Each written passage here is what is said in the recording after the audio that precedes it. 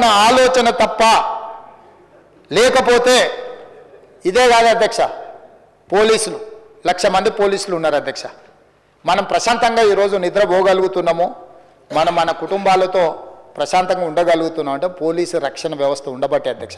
అలాంటి పోలీసులకు వాళ్ళ పిల్లల చదువుల కోసం సమయం లేకపోవడం, రోజుకి 24 గంటలు ప్రభుత్వ ఉద్యోగంలోనే ప్రజా జీవితంలోనే పోలీసుల జీవితాలు కాలగర్భంలో కలిసిపోతున్నాయని పోలీసుల పట్ల ఒక ప్రత్యేకమైన సానుభూతి చూపించి మంచిర్యాలలో 50 ఎకరాల యంగ్ ఇండియా పోలీస్ స్కూల్ అని చెప్పి కేవలం పోలీస్ పిల్లలు, హోంగార్డ్ నుంచి డీజీపీ పిల్లల వరకు ఎవరైనా ఆ స్కూల్లో సమానమే.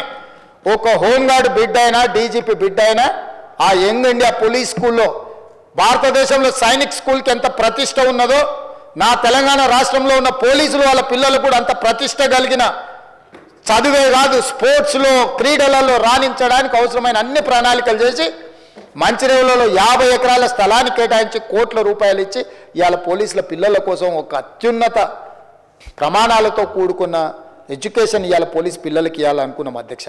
ఇవాళ వాళ్ళు మన రక్షణ కోరుకుంటున్న వాళ్ళు, మనల్ని కాపాడుతున్న వాళ్ళు.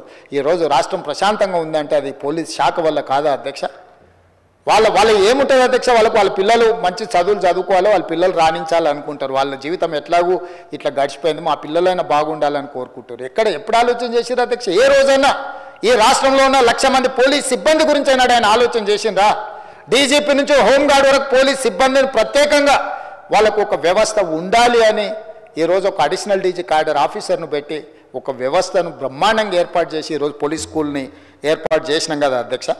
ఈరోజు ఇట్లా ఒక్కొక్కటిగా మీరు పెండింగ్ పెట్టిపోయి మా నెత్తి మీద మోపిన అన్ని రకాల సమస్యల్ని పరిష్కరించుకుంటూ మేము ముందుకు వెళ్తుంటే మీరు మమ్మల్ని అవహేళన చేయడం, గవర్నర్ గారి ప్రసంగాన్ని తప్పు పట్టే విధంగా, గవర్నర్ గారిని కించపరిచే విధంగా మాట్లాడడం సమంజసమని నేను అడుగుతున్నా అధ్యక్ష.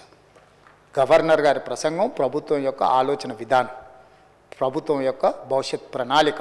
ఆ భవిష్యత్ ప్రణాళికనే గవర్నర్ గారు మాట్లాడతారు తప్ప గవర్నర్ గారు వారు సొంతంగా ఏం ఆలోచన చేయరు అధ్యక్ష. మంత్రివర్గ తీర్మానమే గవర్నర్ ప్రసంగం అని నేను చెప్పదలుచుకున్నాను అధ్యక్ష.